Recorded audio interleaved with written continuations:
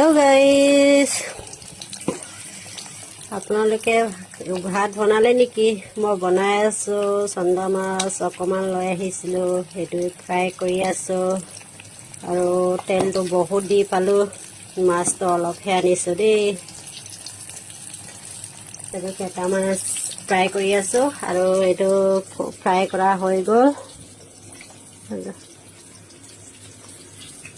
ইমানে আৰু বেছি নাই আৰু ইয়াত পেটো অকমান আছে দেই, এইটো ফ্ৰাই কৰি মাছৰ পেটো ঠিকাকে খাব মন গৈ আছিল, সেইকাৰণে অকমান লৈ আহিছিলো।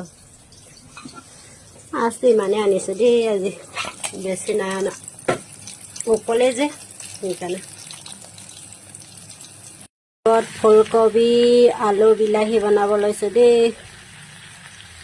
মাছটো ফ্ৰাই কৰি থৈ দিছো, চন্দা মাছ। বেছি নহয়, 4 পিচ মানে আছে আৰু।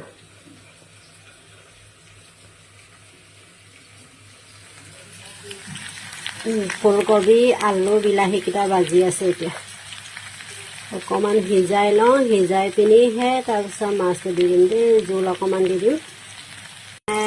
Bye bye.